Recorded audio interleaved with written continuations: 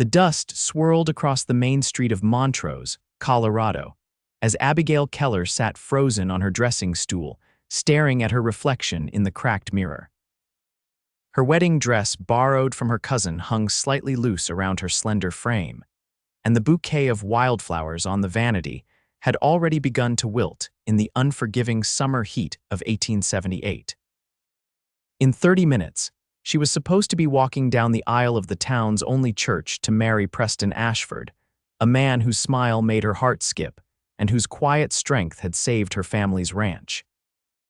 But the words, those sacred vows, stuck in her throat like trail dust whenever she practiced them. "Abigail," her mother's voice came through the door, gentle but tinged with concern. "The guests are arriving. Are you ready, dear?"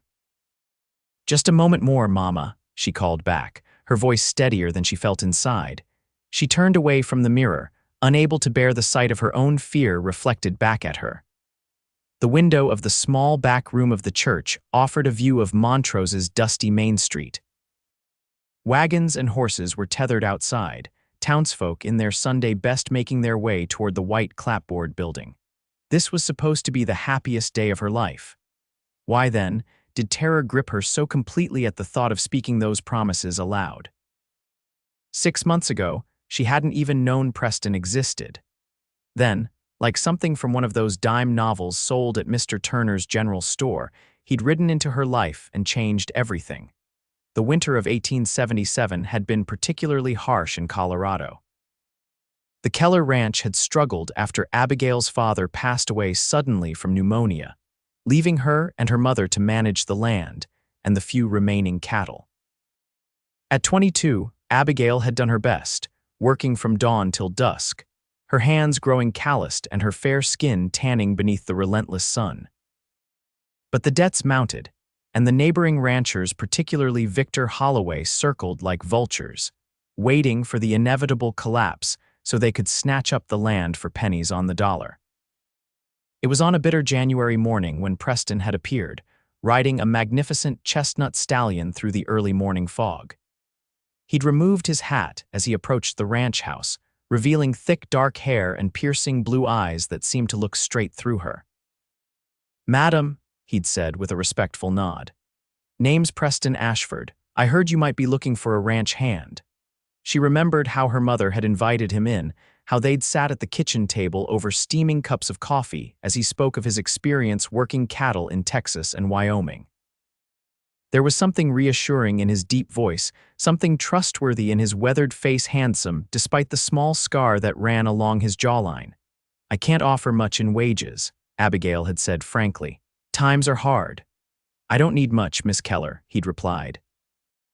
"Just honest work and a place to lay my head."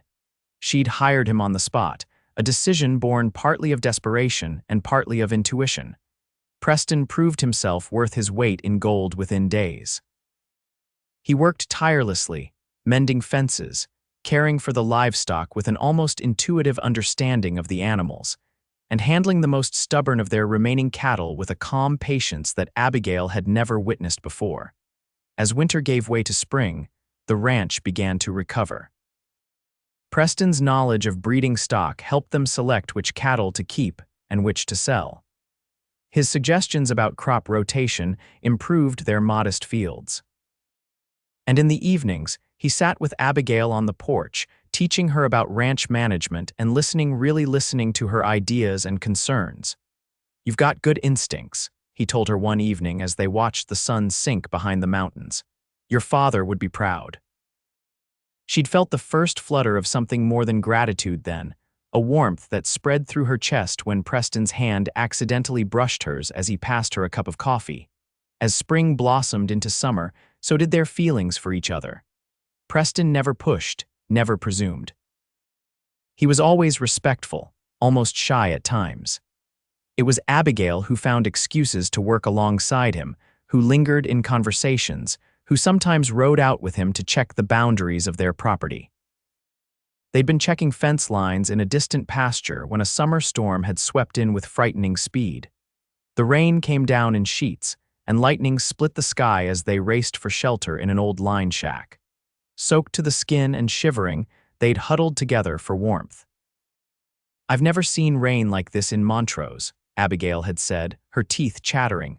Preston had wrapped his coat around her shoulders, his arms following until she was enveloped in his warmth.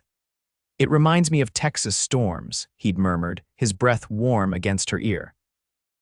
Quick to anger, but just as quick to forgive. She'd turned in his embrace then, their faces inches apart. His eyes had asked a silent question, and her response had been to close the distance between them. Their first kiss was gentle, hesitant a question and an answer all at once. When the storm passed, something had changed between them. Preston grew more confident in his affections, and Abigail found herself counting the hours until evening when they could sit together on the porch, talking or sometimes just enjoying the comfortable silence. It was on one such evening in late August when Preston had taken her hand in his. His usually steady fingers had trembled slightly, and Abigail had known, before he spoke a word, what he was about to ask. "Abigail," he'd said, his voice rough with emotion, "I came to Montrose looking for work, not expecting to find everything. You've become my whole world. I know I'm not a wealthy man, but I swear I'll work every day of my life to make you happy. Would you do me the honor of becoming my wife?" The joy that flooded through her had been immediate and overwhelming. "Yes," she'd whispered, tears spilling down her cheeks. "Yes, Preston." Their engagement had been celebrated throughout Montrose. Preston was well-liked in town, respected for his work ethic, and admired for helping turn the Keller ranch around. The wedding was set for October, giving them time to bring in the harvest and prepare for the ceremony. Now, as Abigail sat in the back room of the church, those happy memories seemed distant. The prospect of standing before the entire town, speaking vows of love and commitment aloud, had triggered a paralyzing fear she couldn't explain or overcome. She'd always been shy around crowds, preferring the company of horses and cattle to large gatherings of people. The thought of all those eyes upon her, waiting for her to speak, made her stomach twist into knots. A soft knock interrupted her thoughts. Before she could answer, the door creaked open and her best friend, Margaret Cooper, slipped inside. "Oh, Abby," Margaret gasped, her eyes widening. "You look absolutely beautiful." Abigail attempted a smile but felt it falter.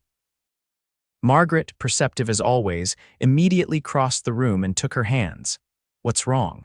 And don't tell me nothing, because I've known you since we were girls making mud pies behind the schoolhouse." The tears Abigail had been holding back spilled over. "I can't do it, Maggie. I can't speak in front of all those people. The words won't come." Margaret's expression softened with understanding. "You've always hated being the center of attention."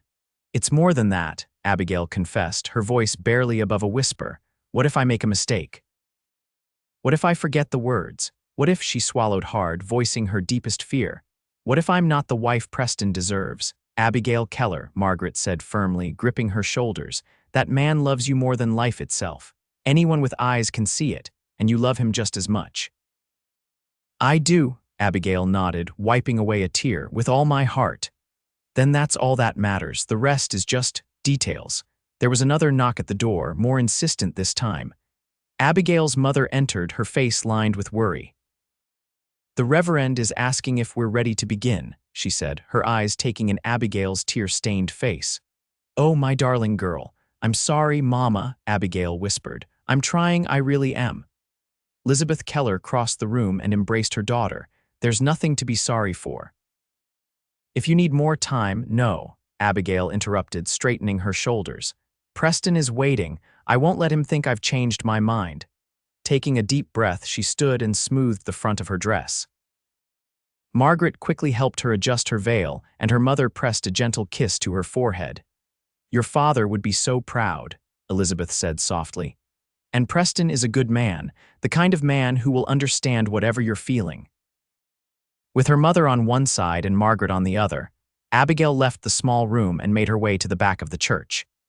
Through the partially open doors, she could see the pews filled with familiar faces, neighbors, friends, and fellow ranchers who had come to witness their union.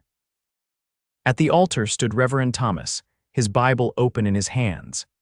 And beside him, tall and straight-backed in a new black suit, was Preston. Even from a distance, she could see the love shining in his eyes as he caught sight of her. The corners of his mouth lifted in that smile that never failed to make her heart race. This was the man she loved, the man she wanted to spend her life with, if only she could find the courage to say the words. The church doors opened fully, and the small gathering of townspeople rose to their feet. The organ began to play, the notes of the wedding march filling the small space. With a reassuring squeeze of her hand, Elizabeth stepped away, leaving Abigail to walk the final steps alone. Each step felt like an eternity as Abigail moved down the aisle. Her eyes remained fixed on Preston, drawing strength from his steady gaze. When she finally reached him, he extended his hand, and she took it gratefully, feeling the familiar calluses against her palm. "You're the most beautiful thing I've ever seen," he whispered, his voice filled with awe. Reverend Thomas smiled kindly at them both before addressing the congregation. The ceremony began with a prayer, followed by a reading from Scripture. Abigail's heart pounded so loudly in her ears that she could barely hear the words. All too soon, it was time for the vows. "Preston and Abigail have chosen to speak their own vows today," Reverend Thomas announced. "Preston, if you would begin." Preston turned to face her fully, taking both her hands in his. His blue eyes shone with emotion as he began to speak, his voice clear and strong.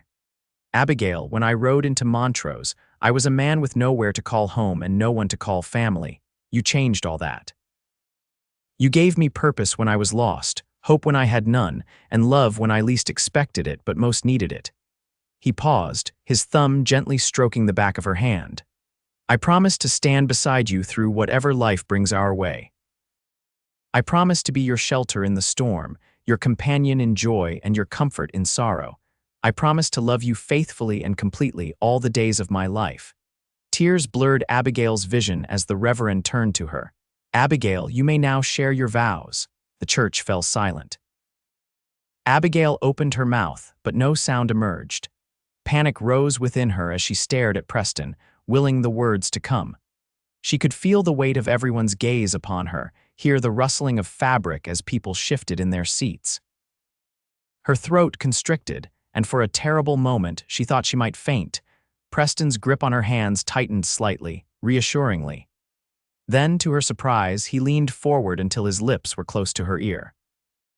"I promise to stand beside you through whatever life brings our way," he whispered, repeating the first line of his vows. Abigail blinked in confusion, and he gave her the smallest of nods, encouraging her. "I promise to stand beside you through whatever life brings our way," she repeated softly, the words coming more easily now that they had been given to her. Preston's smile widened. "I promise to be your shelter in the storm, your companion in joy, and your comfort in sorrow," he whispered next. "I promise to be your shelter in the storm, your companion in joy, and your comfort in sorrow," Abigail echoed, her voice growing stronger.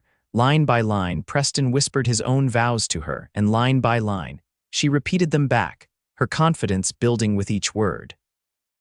When she reached the final promise, "I promise to love you faithfully and completely, all the days of my life," her voice was clear and unwavering, filled with the love she felt for the remarkable man before her. The look of pride and love in Preston's eyes as she finished was worth every moment of anxiety she had endured. Reverend Thomas, who had watched the exchange with warm understanding, nodded approvingly. "By the power vested in me, I now pronounce you husband and wife." He smiled at Preston. "You may kiss your bride." Preston cradled her face in his hands as if she were made of the finest porcelain and kissed her with a tenderness that brought fresh tears to her eyes. When they parted, the church erupted in applause, and for the first time that day, Abigail smiled without reservation.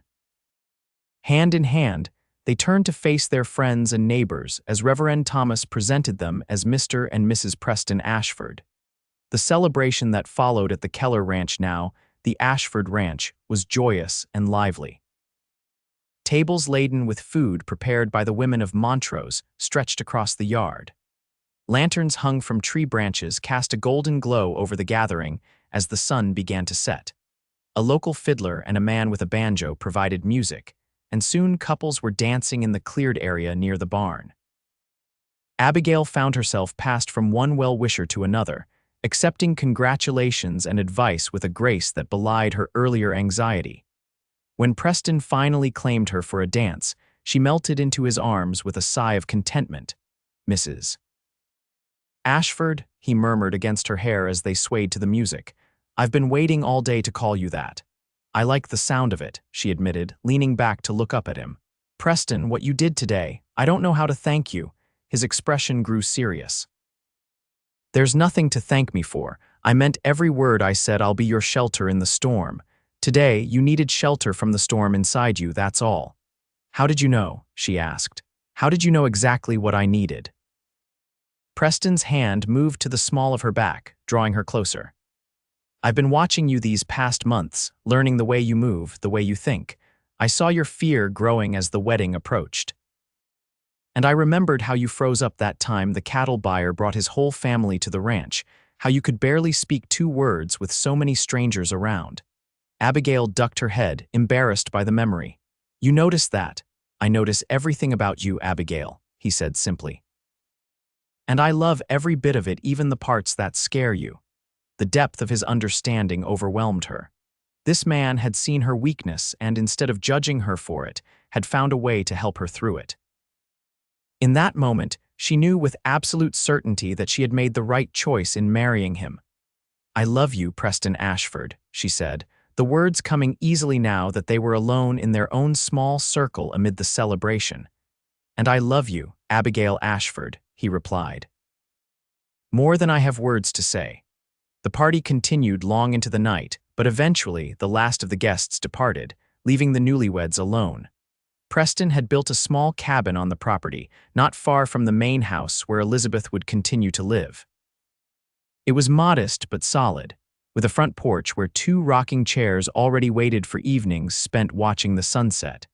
As Preston carried her across the threshold, Abigail felt a sense of rightness settle over her. This was her home now, their home, and together they would build a life within these walls. The cabin was simply furnished with pieces Preston had made himself during the evenings leading up to their wedding. A sturdy table and chairs stood in one corner, a cast iron stove in another. A braided rug that had been her mother's wedding gift covered part of the wooden floor, and against the far wall was their marriage bed, the quilt Abigail had worked on all winter spread across it. Preston set her gently on her feet, his hands lingering at her waist. "Welcome home, Mrs. Ashford," he said softly. "It's perfect," she whispered, taking in the care he had put into every detail. A vase of wildflowers sat on the table and candles cast a warm glow throughout the room. "You thought of everything." "I wanted it to be special for you," he admitted. "For us." There was a moment of shyness between them, a hesitation born of the significance of the night. Then Preston raised a hand to her cheek, his touch feather-light. "We have all the time in the world," he assured her. "There's no rush for anything." The tenderness in his voice melted away her nervousness. Rising on tiptoe, Abigail pressed her lips to his, initiating their kiss for the first time. Preston responded immediately, his arms encircling her waist and drawing her closer. The kiss deepened, and Abigail felt herself surrendering to the love and desire that had been building between them for months. Later, as they lay entwined beneath the quilt, Preston's heartbeat steady beneath her ear, Abigail marveled at how complete she felt. The fear that had gripped her earlier seemed distant and inconsequential now. Whatever challenges life brought their way, they would face them together. "What are you thinking about?" Preston asked, his fingers tracing lazy patterns on her bare shoulder. "I'm thinking that I'm the luckiest woman in Colorado," she replied truthfully. "And I'm wondering what I did to deserve you," he chuckled, the sound rumbling through his chest. "I ask myself the same question about you every day," his hand stilled on her shoulder. "I want you to know something, Abigail. Today was just one day. There will be other times when words fail you, when fear takes hold, and that's all right. I'll be there to help you find your voice, just as you've helped me find my home." Abigail raised herself on one elbow to look into his face, struck once again by the depth of his understanding. "How did I not know that men like you existed?" she wondered aloud. "I could ask the same about women like you," he countered with a smile. "I think maybe we were made for each other, and it just took us a while to find our way to one another." Well, now that we have, she said, settling back against his chest, I don't intend to let you go. Good, he murmured, his arms tightening around her, because I'm right where I want to be. As sleep began to claim her, Abigail thought about the vows they had shared. The words may have been Preston's originally, but in repeating them, she had made them her own, and she intended to live up to every promise every day of their life together. The days following their wedding settled into a rhythm that was at once familiar and thrillingly new. They rose with the sun, shared breakfast at their small table, and then set about the day's work. The only difference was that now, their stolen glances carried the weight of shared intimacy, and their casual touches lingered with the knowledge of what awaited them when day turned to night. Preston continued to manage the cattle and the ranch hands they had hired as the herd grew, while Abigail tended to the household and the vegetable garden that supplied much of their food. In the evenings, they would sit on the porch in those matching rocking chairs, planning for the future and sharing the events of their day. It was on such an evening, about 3 weeks after their wedding, when Preston brought up the idea that would change the course of their lives. I've been thinking, he said, his chair creaking gently as he rocked. The cattle are doing well, but there's money to be made in horses too. Abigail looked at him with interest. She had always loved horses, finding them easier to understand than people most of the time. What kind of horses? Quality stock, Preston explained, warming to the subject. Horses bred for endurance and intelligence. The Army's always looking for good cavalry mounts, and the ranches around here need solid working horses. Most of the stock currently available is mediocre at best. And you think we could do better? Abigail asked, intrigued by the idea. Preston nodded. I know we could. I worked with a horse breeder in Wyoming for a spell, learned a lot about bloodlines and training. With your natural way with horses and what I know, we could build something special. The excitement in his voice was contagious. Abigail found herself envisioning fields of sleek, powerful horses grazing on their land. It would take money to get started, she pointed out practically. Good breeding stock isn't cheap. I've been putting aside some of my earnings since I first came here, Preston admitted. It's not a fortune, but it might be enough for a start. We could begin small, build slowly. Abigail reached across the space between their chairs to take his hand. I think it's a wonderful idea, she said sincerely. We should talk to Mama about it. She might want to invest too. After all, it's still her ranch as well. Preston squeezed her hand gratefully. You really think it could work? I think that with you, anything is possible, she replied, and the smile that lit up his face warmed her to her toes. The next morning, they presented their idea to Elizabeth over breakfast at the main house. To their delight, she was enthusiastic about the plan. Your father always had a good eye for horseflesh, she told Abigail. He would have approved, and it makes sense to diversify rather than putting all our eggs in one basket. With Elizabeth's blessing and financial support added to Preston's savings, they began researching potential breeding stock. Word was sent to contacts Preston had in Texas and Wyoming, inquiring about available horses that met their criteria. They converted one of the old barns into a proper stable with individual stalls and a tack room. Preston even designed a brand for their future foals, the intertwined letters and P within a horseshoe. As they waited for responses to their inquiries, life on the ranch continued. October gave way to November, bringing with it the first frosts of the season. The cattle were moved to the lower pastures, and preparations began for the winter ahead. Abigail found herself tiring more easily than usual, but attributed it to the increased workload and the change in seasons. It was Margaret who first suggested the real reason during one of her regular visits. You're positively glowing, she remarked as they sat at Abigail's kitchen table, shelling peas from the last harvest. And you've barely touched your tea. Is there something you want to tell me? Abigail looked up, puzzled. What do you mean? Margaret rolled her eyes affectionately. Abby, I've seen that look before on my sister-in-law, twice in fact. When exactly was your last monthly? The pea pod in Abigail's hand fell to the table as realization dawned. She counted backward in her mind, her eyes widening. Oh, she breathed. Oh my, Margaret's face split into a delighted grin. I knew it, you're expecting, aren't you? I think I might be, Abigail admitted, a mixture of shock and joy washing over her. I've been so busy with the ranch and the wedding and now the horse breeding plans that I didn't even notice. Have you told Preston yet? Margaret asked eagerly. No, I didn't even suspect until you just said something. Abigail's hand moved unconsciously to her still flat stomach. A baby, she whispered, the word feeling strange and wonderful on her lips. He's going to be over the moon, Margaret predicted, reaching across the table to squeeze Abigail's hand. You both are going to make wonderful parents. After Margaret left, Abigail spent the afternoon in a daze, her mind racing with the possibility of new life growing inside her. By the time Preston returned from checking the north pasture, she had prepared a special dinner and even set out the good china they had received as a wedding gift. What's the occasion?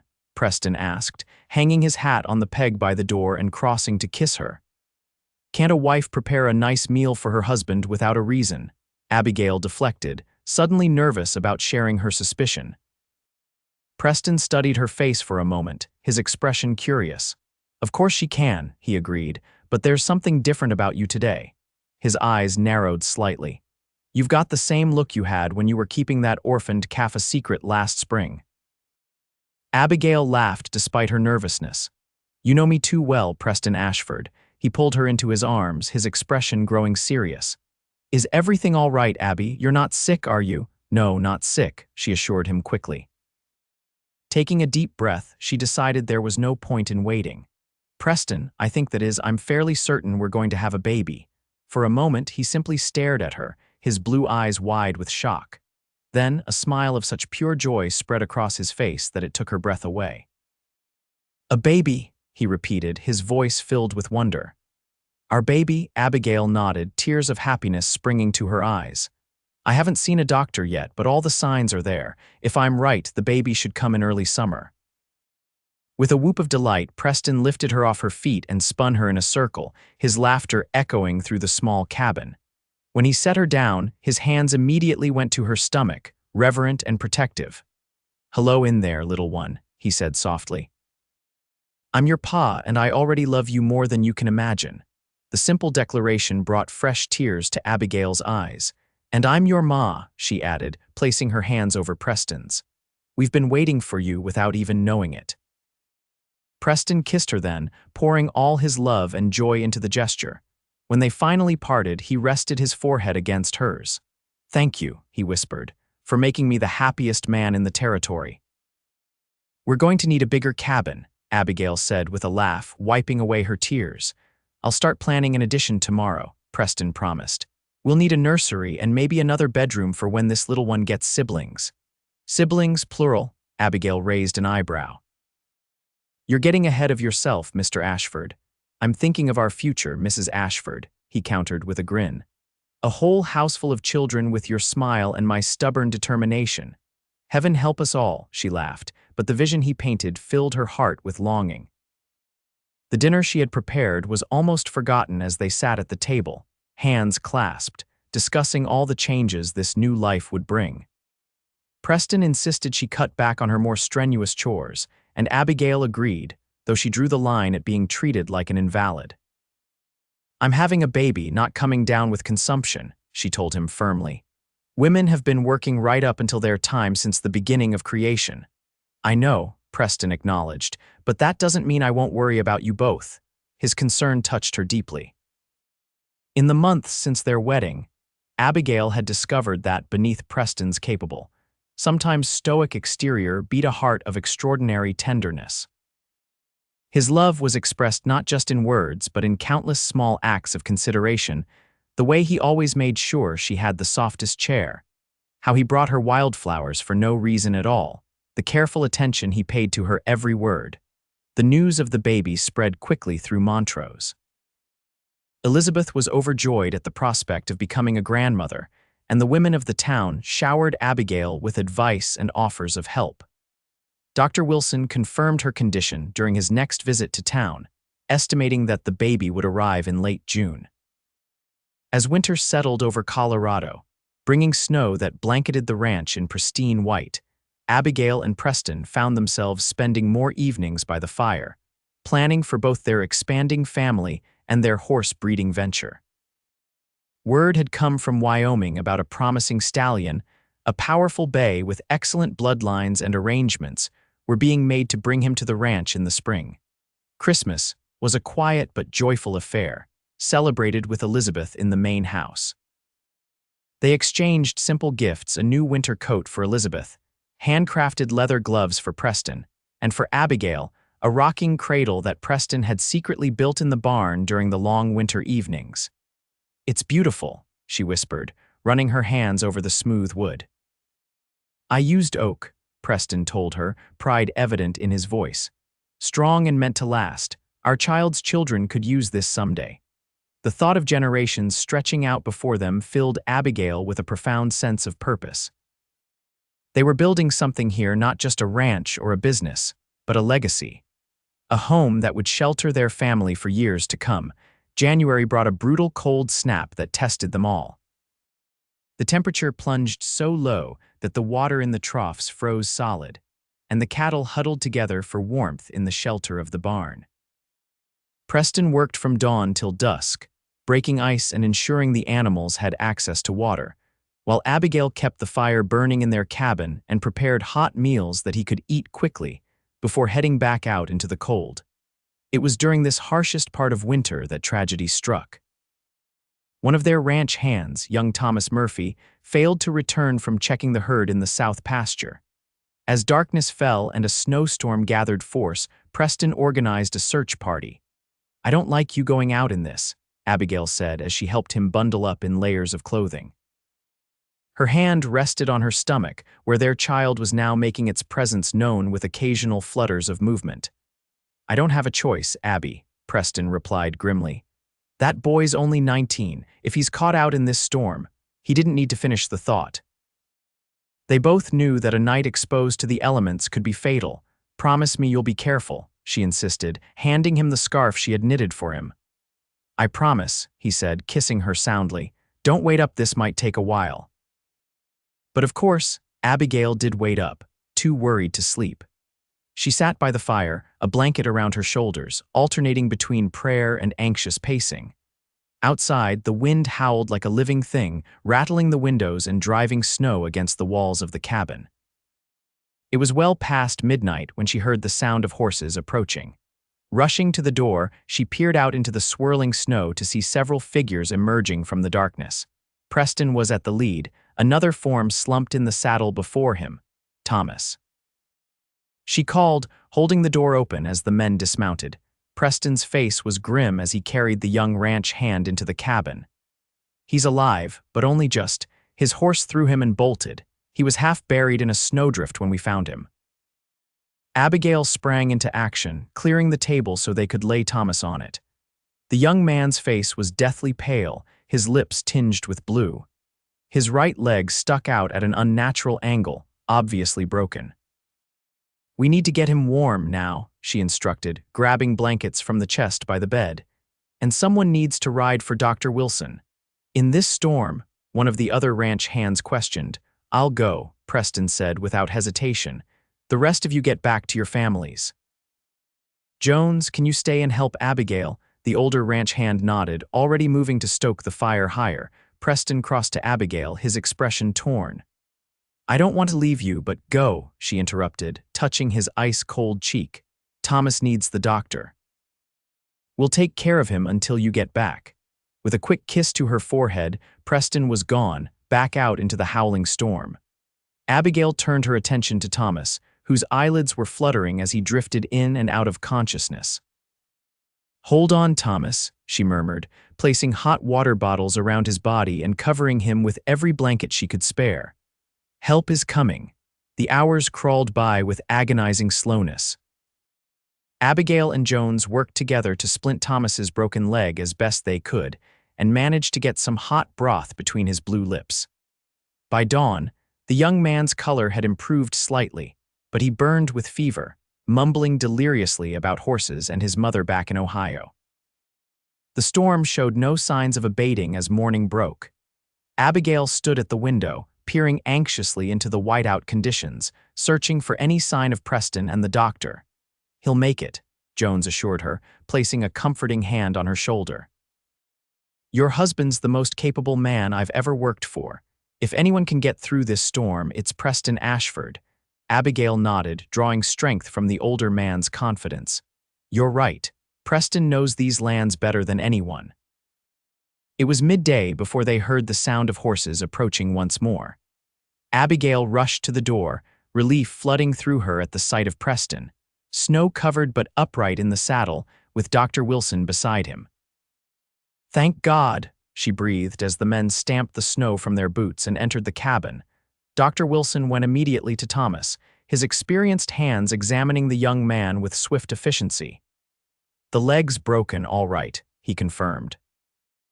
And he's showing signs of frostbite in his fingers and toes. But you've done well, Mrs. Ashford. Your quick actions probably saved his life. As the doctor worked to set the broken bone, Abigail turned her attention to Preston, who had collapsed into a chair by the fire, exhaustion evident in every line of his body. You need to get out of those wet clothes, she told him, already helping him remove his snow-encrusted coat. I'm fine, Abby, he protested weakly. How's the baby? The question, asked through chattering teeth, brought tears to her eyes. Even half frozen and exhausted, his first thought was for her and their child. The baby's fine, she assured him, placing his hand on her rounded belly where, as if on cue, the child gave a strong kick. See, strong as a horse, just like his father. Preston's tired face lit up at the movement beneath his palm. You think it's a boy. Abigail shrugged with a small smile. Just a feeling I have, but girl or boy, this child is going to know what a hero their father is. I'm no hero, Preston mumbled, his eyelids growing heavy. Just did what needed doing. That's what makes you a hero, she whispered, but he was already drifting into an exhausted sleep. The storm raged for 2 more days, effectively cutting off the ranch from the rest of Montrose. Dr. Wilson stayed to monitor Thomas's condition, sleeping on a pallet by the fire. The young ranch hand's fever broke on the 2nd day, and though he would have a long recovery ahead, the doctor was confident he would heal completely. When the storm finally passed, leaving the landscape transformed into a glistening white wilderness, Dr. Wilson prepared to return to town. You take care of yourself, Mrs. Ashford, he instructed as he packed his medical bag. No heavy lifting and try to rest when you can. That baby's developing well, but motherhood is a marathon, not a sprint. Abigail promised to heed his advice, though privately she wondered how much rest would be possible with a ranch to run and a horse breeding business to establish. As if reading her thoughts, Preston spoke up from where he was helping Thomas take a few tentative steps around the cabin. I'm hiring more help, he announced, as soon as the roads clear enough for travel. Preston, we can't afford, Abigail began. We can't afford not to, he interrupted gently. Not with the baby coming and the horses arriving in the spring. Besides, Thomas here is going to need lighter duties for a while. The young ranch hand looked up sheepishly. I'm sorry for all the trouble I've caused, Mrs. Ashford, Mr. Ashford. Nonsense, Abigail said firmly. Accidents happen to everyone, we're just glad you're recovering. As winter slowly loosened its grip on the land, the ranch began to come back to life. The cattle were led out to the pastures as the snow melted, revealing the first tender shoots of grass. Preston, true to his word, hired 2 more ranch hands brothers from Kansas who had experience with both cattle and horses. In March, word came that their bay stallion, whom they had named Thunderbolt, would arrive by train at the end of the month. Along with 3 mares, Preston had selected from different breeders across the territory. The preparation for their arrival consumed much of their time and energy, but Abigail found herself enjoying every moment of it. I never thought I'd be building a horse breeding operation while 6 months pregnant, she remarked to Preston one evening as they reviewed their plans for the paddocks and training corrals. Having second thoughts, he asked, a hint of concern in his voice. Not a single one, she assured him, leaning against his solid frame. I'm excited to see our dreams taking shape, both of them. She patted her now prominent belly meaningfully. Preston's arm tightened around her shoulders. I keep wondering what I did to deserve all this happiness, he said softly. Sometimes I'm afraid I'll wake up and find it was all a dream. If it is a dream, Abigail replied, turning in his embrace to face him, then we're dreaming it together, and I have no intention of waking up. The arrival of Thunderbolt and the mares caused quite a stir in Montrose. Half the town turned out to see the magnificent animals as they were unloaded from the train and led through the main street to the Ashford ranch. Thunderbolt lived up to his name, his powerful muscles rippling beneath his gleaming bay coat as he pranced alongside Preston's steady gelding. The mares followed behind a chestnut, a black, and a dappled gray, each one selected for specific traits that would complement the stallion. "They're beautiful, Preston," Abigail breathed as the horses were settled into their new stalls. "Absolutely perfect." Preston's face shone with pride as he watched Thunderbolt exploring his spacious stall, nostrils flaring as he took in the new scents. "This is just the beginning," he promised. "By this time next year, we'll have our first foals on the ground." The spring of 1879 brought new life to the ranch in more ways than one. The cattle began calving in April, the pastures turned lush green, and the mares showed signs that Thunderbolt's breeding efforts had been successful. Abigail's pregnancy progressed without complications, though her movements grew more cumbersome as her due date approached. In late May, Elizabeth moved temporarily into the cabin to help as Abigail's confinement neared. The two women spent their days preparing for the baby's arrival, sewing tiny garments, preparing the nursery that Preston had built onto the cabin, and discussing names. "If it's a boy," Abigail confided to her mother, "I'd like to name him James after Pa." Elizabeth's eyes filled with tears at the suggestion. "Your father would have been so proud," she said, squeezing her daughter's hand. "And Preston, what does he think?" "It was his idea, actually," Abigail admitted with a smile. "And if it's a girl, we're thinking of Sarah after his mother." "Both fine names," Elizabeth approved. "Strong names for what I suspect will be a strong-willed child, given its parents." Abigail laughed, rubbing her swollen belly. "This child certainly has a mind of its own already, keeps me up half the night with its acrobatics." As June arrived, bringing with it the full heat of summer, Abigail found herself increasingly uncomfortable. The baby had dropped lower, making breathing easier but walking more difficult. Dr. Wilson, during his weekly visits, assured her that everything was progressing normally, but cautioned that first babies often arrived later than expected. "Try to be patient," he advised with a kindly smile. "The little one will come when it's ready, not before."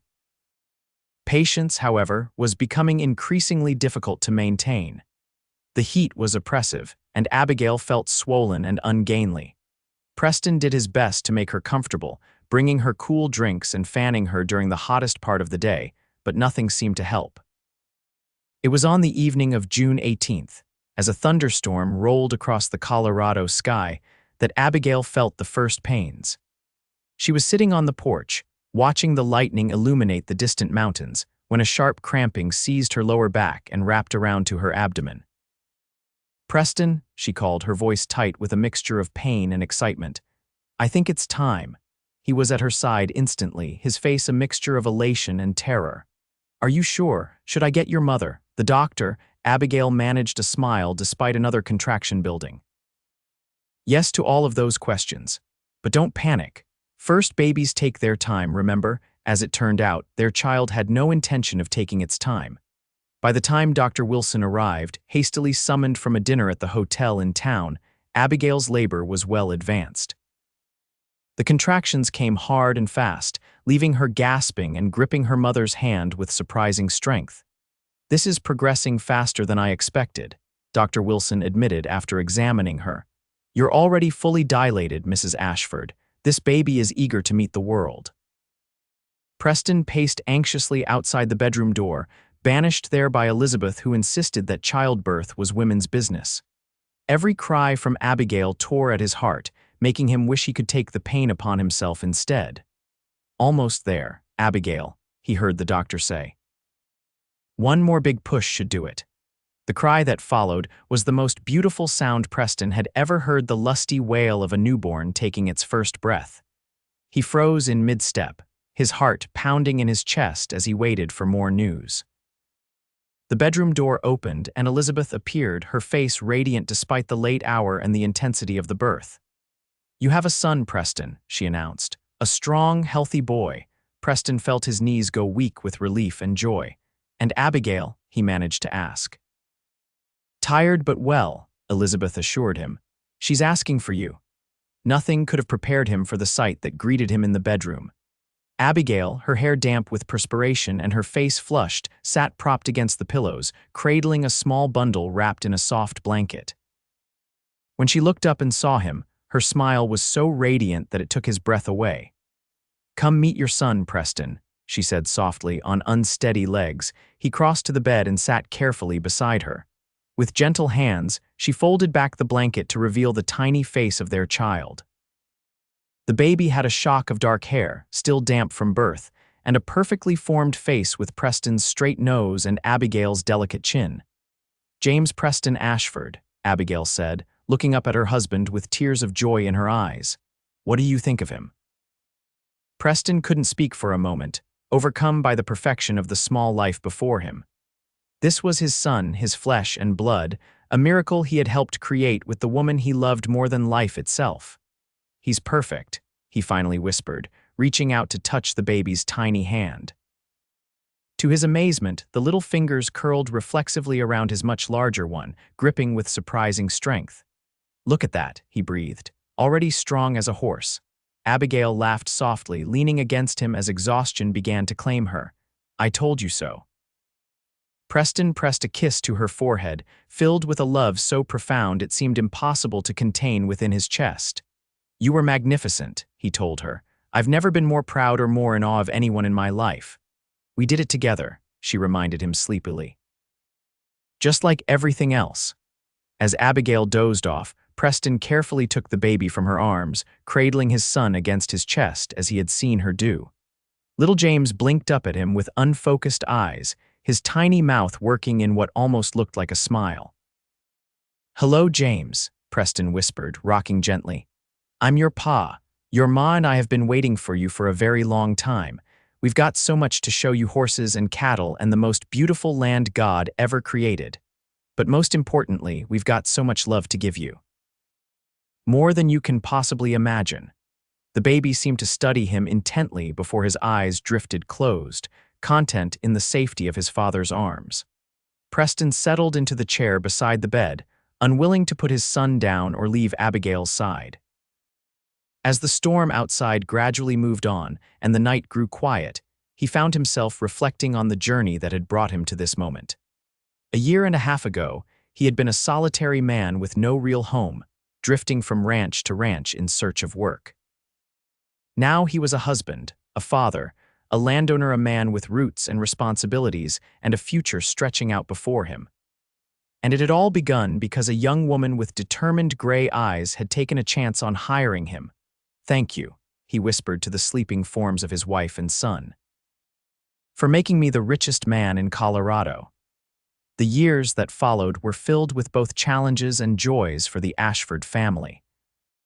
The horse breeding business flourished beyond their expectations, with Thunderbolt's offspring proving to be exceptional stock that commanded premium prices from buyers across the territory. The cattle operation expanded as well, and by 1884, the Ashford Ranch was one of the most prosperous in Montrose County.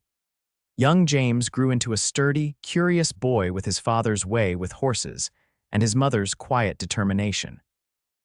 He was joined by a sister, Sarah Elizabeth, in 1881, and another brother, William Thomas, in 1884. The cabin that had seemed so perfect for newlyweds had expanded into a comfortable family home with rooms for each child and wide porches where they gathered on summer evenings. Abigail blossomed as both a mother and a businesswoman, overcoming her early shyness to become a respected figure in Montrose. She kept the ranch's books with meticulous care and developed an eye for horseflesh that even Preston admitted sometimes surpassed his own. Together, they built not just a successful business but a true partnership founded on mutual respect and enduring love. On the morning of their 10th wedding anniversary in 1888, Preston woke before dawn as was his habit. Careful not to disturb Abigail, he slipped out of bed and dressed quietly. Outside, the October air was crisp with the promise of autumn. The mountains to the west outlined against a sky just beginning to lighten with the approaching day. He walked to the stable where Thunderbolt, now showing signs of his age but still magnificent, greeted him with a soft nicker. In the adjacent paddock, the stallion's finest son, a 4-year-old they had named Legacy, pranced with the energy of youth. "Morning, old friend," Preston murmured to Thunderbolt, offering the horse an apple from his pocket. "Got a special day planned." After checking on the horses, Preston made his way back to the house, where he found Abigail already awake and brewing coffee in the kitchen. At 32, she was even more beautiful to him than she had been at 22. Her face now showed the character that came from a decade of laughter, tears, and shared experiences. "You're up early," she remarked, pouring him a cup of the steaming brew. "Got something special in mind for today," he told her with a mysterious smile. "Can you get your mother to watch the children for a few hours?" Abigail's eyes lit with curiosity. "I'm sure she won't mind. What are you planning, Preston Ashford?" He leaned in to kiss her, still thrilling at the way she melted against him after all these years. "It's a surprise. Just be ready to ride out at noon." Throughout the morning, as they went about their usual chores, Abigail tried to coax hints from him, but Preston remained steadfastly secretive. By noon, her curiosity was at fever pitch. She arrived at the stable to find Preston waiting with 2 saddled horses, his own gelding and her favorite mare. "Are you going to tell me where we're going now?" she asked as he helped her mount. "You'll see soon enough," he promised, swinging into his own saddle. He led them away from the ranch house, following a trail that wound through their property toward the foothills. After about an hour's ride, they crested a small rise, and Abigail gasped at the sight that greeted them. In the small meadow below, a blanket had been spread beneath the branches of a lone cottonwood tree. A picnic basket sat at its center, and a bottle of wine, a rare luxury in these parts, nestled in a bucket of what appeared to be creek water to keep it cool. "Preston," she breathed, "when did you do all this?" "Sent James out earlier this morning," he admitted with a smile. "Our boy's becoming quite the reliable young man." They dismounted and tethered the horses, then Preston took her hand and led her to the blanket. As they settled onto it, he reached into the picnic basket and withdrew a small wooden box. "10 years ago today, you made me the happiest man in Colorado by becoming my wife," he said, his voice growing serious. "Every day since has been a blessing beyond anything I could have imagined." "For me too," Abigail assured him, her eyes bright with emotion. Preston handed her the box. "I had this made special in Denver." With trembling fingers, Abigail opened it to reveal a gold locket. When she pressed the tiny clasp, it sprang open to show miniature portraits of their 3 children on one side and a picture of Preston on the other. "Oh, Preston," she whispered, tears filling her eyes. "It's beautiful." "Not half as beautiful as you," he replied, taking the locket and gently placing it around her neck. "Or the life you've given me." Abigail touched the locket reverently before looking up at her husband, her expression becoming playful. "You know what I was thinking about this morning?" "Our wedding day," Preston chuckled, reaching for the wine bottle. "You were terrified." "I was," she acknowledged with a rueful smile, "so afraid of saying those vows in front of everyone. And yet here you are, 10 years later, negotiating horse sales with Army officers and addressing the town council about school funding." Pride filled his voice. "All because you whispered those vows first," she reminded him softly. "You gave me the words when I couldn't find them myself."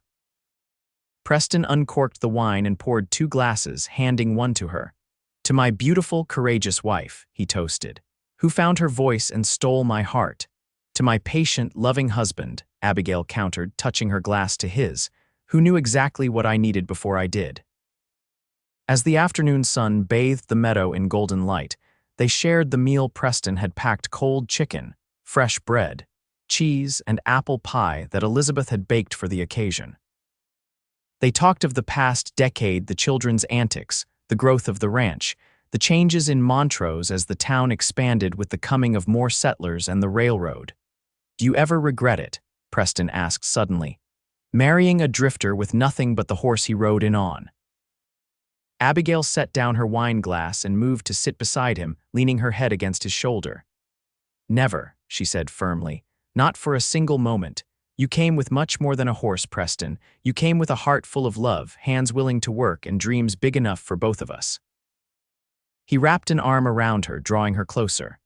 "I've been thinking lately," he said carefully. "James is getting old enough to take on more responsibility around the ranch. Maybe it's time we took a trip, just the two of us.